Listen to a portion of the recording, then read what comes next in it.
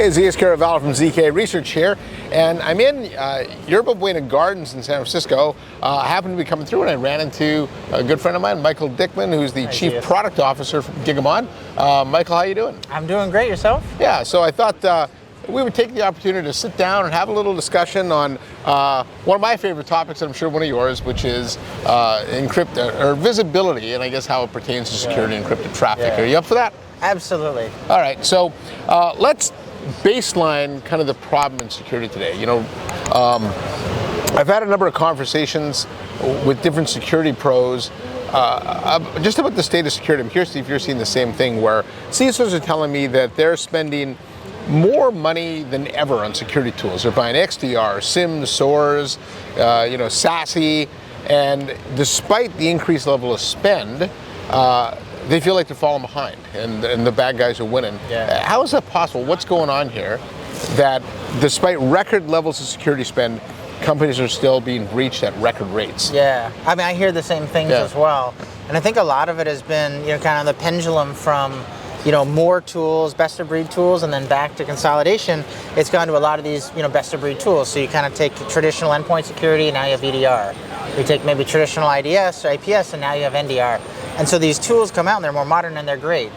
But what we've seen is as they get deployed as kind of point solutions, and each of them maybe has only incomplete visibility. Like even the best EDR system in the world will only see what it sees on a managed endpoint, and it won't necessarily see more than that. Or the best NDR system in the world will only see what it happens to be sensing.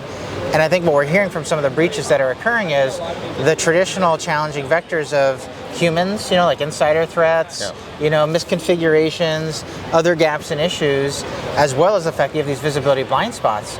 So once you have some kind of weak point, any weak point, there's that ability to move laterally within the organization, sometimes, using encryption against the company itself, which I know we'll probably touch on, where you think like, oh my gosh, it's secure because it's encrypted, but it actually may be an attacker using that. So you've got all these tools, but each of them is only solving a point problem. And even looking at suites and bundles still doesn't solve that. You really need to have that full, I think, visibility to see the whole challenge. Yeah, so there is that expression in security. I'm glad you brought up encryption, that you can't secure what you can't see. Absolutely. Right, and encrypted traffic, I think there's two schools of thought, right? One is, well, it's encrypted, it's secure. And the other one is, well, it's encrypted, so I have no idea what's going on in there, and it can be used as transport for malware. Where do you stand on that argument? Yes. Right, so I think it's definitely one of these two-edged, two-edged sword kind of problems where you definitely don't want to be sending your important information in plain text out to the world, like, of course. But to say if someone or anyone has encrypted traffic, I'm going to trust that it's secure is a terrible idea. So, I think the statistic is 92% of all lateral movement attacks are themselves encrypted. Right, and you have at this point, encryption is now a standard. You're encrypting data at rest, you're encrypting data in motion, but we know that there are breaches and we know that there are bad actors. You absolutely cannot trust that just because something is encrypted, it is safe. Even while, yes, you absolutely should use encryption to protect the confidentiality of the data. And so it's really both. It becomes yet again, like many things, like AI, right, which is a hot thing these days. It can be used for good, it can be used for bad. And I think we need to make sure there's a way that we arm the good guys to overcome the bad guys using encryption against them. Yeah, and to me, the real threat of encryption is, as you mentioned, those lateral threats. It's not, very rarely, the minute you get breached, something bad happens. That's right. Right, you have that, the threat actor make your way in the organization, the traffic's encrypted so you can't see what's going on, and then it spreads laterally across the organization, that low, slow traffic. So even if you're looking at network performance stats, there's nothing under the usual there. That's right. Right, but eventually it meanders its way around, and all of a sudden, you're breached. Right, and I think that's what companies really struggle with. No, I mean, that's true. And if you think about how someone might exfiltrate data, that's getting really sophisticated. You might fragment a file and take it out in pieces. If you look at the initial breach or compromise, it might seem like something small. But just like you said, you kind of move and hop around the environment, and all of those moves and hops are themselves encrypted. And so definitely you got to look, east-west, right, at the lateral movement, as well as north-south. And our view would be that you have to be able to have that power to see plain text data for security purposes inside the organization, and not only, say at the firewall or at the perimeter. Yeah, so if the traffic is encrypted and visibility is important, how do you reconcile that? Because how do you can't see inside encrypted traffic? How does Gigamon help with that? Well, yeah, I mean, fortunately, there's some good technology innovation here, right? There's obviously classic decryption, which can be done, but when you look at the lateral movement, the scale of that traffic is very high. You may not want to reroute that through, kind of a middleware appliance, so to speak. So what do you do? And there's a lot of those middleware appliances. and that goes back to your first point. I'm like, I'm spending a bunch of money. I mean, one thing that you could do is you could say, let me pretend east-west is north-south, and I'll put like 1 million firewalls everywhere. That may not be practical or cost-effective, right? So how can we solve this? Yeah, a lot of companies do that, though. It's possible. I mean, my opinion would humbly be that may not be the best. And so what we've done at Gigamon is we use an eBPF-based solution, which means we're actually leveraging the workload itself to provide that plain text visibility without decrypting anything.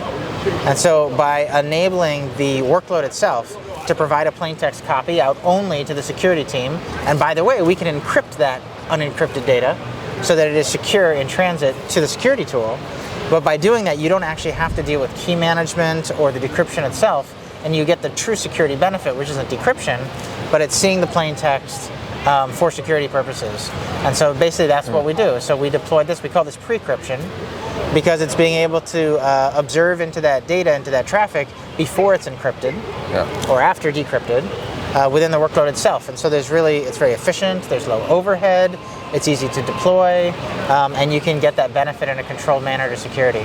Yeah, and so that obviates the need to deploy appliances everywhere. Exactly. And you mentioned firewalls, but there's network probes and there's different monitoring systems, and I think in a lot of ways companies have almost become overwhelmed with visibility tools, and you don't really get your bang for the buck on those. Yeah, and I think what I see a lot is there's a lot of visibility tools which are dashboards and views to literally visualize the data, but garbage in, garbage out, or incompleteness in, incompleteness out, more specifically. And so potentially you could have fewer visualization tools, but you have to have that right telemetry. And so one thing that we talk about at Gigamon is that observability trend, right? Everyone talks about that, both security and otherwise. And how do you get the depth of network intelligence into observability, so it's not only what logs might be telling you or other things, but what is actually happening? And that applies to encrypted traffic. And so having a more complete telemetry pipeline, data view, you could then potentially have fewer kind of end tools and the swivel chair and the cost and all those other issues that you talked about. Yeah, and from what I understand too, the other benefit you bring is you can normalize some of that traffic. There's the different tools, they pull at different intervals, they collect different information. That's right. And you mentioned the swivel chair management style. It's really up to the security operations team to figure out how to connect those dots, correct? Yeah, today, that's right. And so what we, kind of what you're probably alluding to is we can deduplicate, which improves signal to noise as well as helps with cost. We can curate the data, so you can only take a subset to certain tools, and we can ourselves extract metadata, which would say, actually, I don't want to see everything, but I want to know who or what or where, and pull out some of that metadata that I can do that in a curated fashion. And like you said, it's all normalized, because network traffic in many ways is a natural normalization method. And then if you get that from all your different environments, private cloud, public cloud, physical, whatever, you can bring that all together in a really useful way. Yeah, and so talk about the impact that hybrid cloud brings, because I am sensing in the cloud industry there is a shift going on now where more and more companies are starting to repatriate their data back. All the cloud providers now have edge solutions as well. That's right. So this vision that we've had for a while of hybrid multi-cloud is actually becoming real. Yeah. Right? And but that brings up its own visibility challenges, correct? Oh, absolutely, yeah. Because what you get, and what again we see with customers today, is that there's a desire to use the native tools in each platform, which makes a lot of sense because they're easy to turn on. But then you get this challenge where you have new silos. So we talked about silos of tools or domains. You could have silos of infrastructure. And so you could be like, I get this data from AWS and some different data from Azure and some other data from VMware and some different data from physical, versus having that consistent view that you can see all together. So we think that's absolutely critical. Yeah. And then the other challenge with some of the environments is you can't actually see the data in the first place. So sometimes it's just feasibility, and in all cases it's efficiency and completeness. And so the way you handle that data, how does that affect companies' compliance and privacy mandates? Yes, it's a good question, right? Because whenever you're looking at gathering data or things like decryption, it's a natural question. The first is it can help compliance. because you can actually prove and guarantee that you are logging what you're required to do. So there's a lot of US federal regulations right now about increased logging and visibility, and so you can actually achieve compliance through these solutions. But then the other side is, yes, to be very aware of when might there be personally identifiable information, things like GDPR, knowing the data residency and so on, and having that complete view actually lets you satisfy that. We definitely do see, though, cases where a customer will want to selectively look at plain text data. So they might say, I only want to decrypt this, or with the pre-cryption that I talked about, I only want to look at this kind of a workload, and we enable that full flexibility and power so you can choose based on risk, compliance, privacy, all your considerations, what you want to see. But really now the power is up to the customer versus, the technical challenges which would otherwise be there. And I think one of the other big topics in security today is AI, and that requires doing a lot of analytics on a lot of data. And encrypted traffic, I think companies would have a hard time using that as part of their data set. Do you help with that as well? I mean, definitely. Yeah, that's a big thing, I think, with AI, which is obviously the big trend for everyone now. But you think about the fundamentals of AI is machine learning, identifying trends and patterns, and then you build up on top of that with all the LLMs and so on.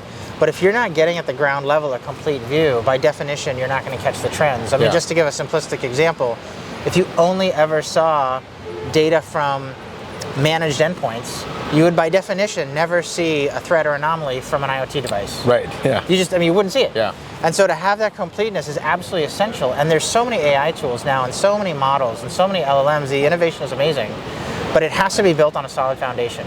And so going back to your direct question, the plain text is necessary because otherwise it's just kind of a mess with garbage that can come into the AI tools, and they really can do heuristics and some things that they can try, but that's not going to keep ahead of the bad guys. They really need to see the full payload of what's actually being transmitted versus guess. Yeah, there's an expression in data science that says good data leads to good insights. Oh, yeah. And but silos of data will actually lead to fragmented insights. Yeah. And I think that's what companies have today is a lot of silos of data, right? I agree. Yes. And as I mentioned earlier, sometimes even those silos of data are incomplete within the silo. Yeah. And so you get these kind of layers of challenge. And definitely our mission as Gigamon is to bring a lot of ease and simplicity to solving that complex problem. Understanding the environments, understanding the data, giving those tools so that the security teams can do what they do best, which is hunt down threats, set policies, drive compliance, protect the enterprise. And again, correct me if I'm wrong, but Gigamon can actually bring visibility to devices like you mentioned IoT devices where historically you would just have no visibility because there's no way to put agents on those things. Maybe even putting probes on them, it can be difficult. They don't generate any net flow data, right? And so those devices historically companies were blind to. That's exactly right, because the only way you know they're there, other than kind of layer one things like power or something, the only way you know they're there is to see when they communicate and when they actually speak on the network. And that is something that you can use your Gigamon infrastructure to then feed in, again, in that normalized, consistent way into all of your favorite tools for, asset inventory on the simple side to threat detection and AI-based, intelligence on the more sophisticated side. All right. One other trend I wanted to touch on was this concept of observability. When I talk to, in fact, if you look across the industry, there's been a coming together of observability and security. I know observability has been a big part of Gigamon's mission. In fact, Gigamon's been using the term deep observability for a number of years now. So can you talk about the differences, first of all, the importance of observability, and then the differences between observability and deep observability? Yeah, no, absolutely. One of the things that I like about the term observability is it comes from a philosophical place of being able to see everything without imposing change on the infrastructure of the workload. And at least for me, that's the difference between observability and visibility. And so when we see that observability and security coming together, the devices and applications naturally produce logs, which is basically most of the observability industry today is let's look at those logs. And what we can do with Gigamon is and what we mean by deep observability is to bring the depth of what the devices and applications and services and assets are actually doing. What are they actually communicating? And that is a depth you can only get from network intelligence. And so when you see not only, say, a router, saying here is a report on the traffic I've transmitted, but you actually see the traffic. you can now go deep into who communicated with whom, how long did it take, what was shared, and if you want, you could even go into the payloads themselves. And that level of depth you cannot get with traditional observability approaches, which are very useful and important, especially for application performance and those use cases. But for security, you need that depth of seeing what is actually being communicated, and that is something we believe that Gigamon can uniquely provide through network intelligence. So it's a good way to think about this, that traditional observability tools give you the what, but you're adding the who, the where, and the how? Yes. Yeah. And even more what. Yeah, and even but yes, more what. Okay. Absolutely. Yeah, That's when that helps summary. you infer the why. That's right. Which is really going back to your point earlier around, good data leads to good insights. We would say deep data leads to deep insights. Well, that makes sense. So, okay, good. Well, that was a great discussion. And finally, I'm super glad you were able to try boba in San Francisco. Yeah. I think this is an important milestone. It's interesting. We decided to get a couple bobas, and I confessed to Michael I'd never actually tried a boba before, so I didn't even know what those things were. They're delicious. The giant straw can be surprising. But. Yeah, and you said your big takeaway from this meeting was the fact that I had never tried bobas before. Although now I have more. But So, thank you. All right, Michael. So on behalf of Michael Dickman, the Chief Product Officer at Gigamon, I'm Zeus Kerravala from CK Research, and thanks for watching. Please hit the subscribe button. I'll see you next time on my next episode of Zcast.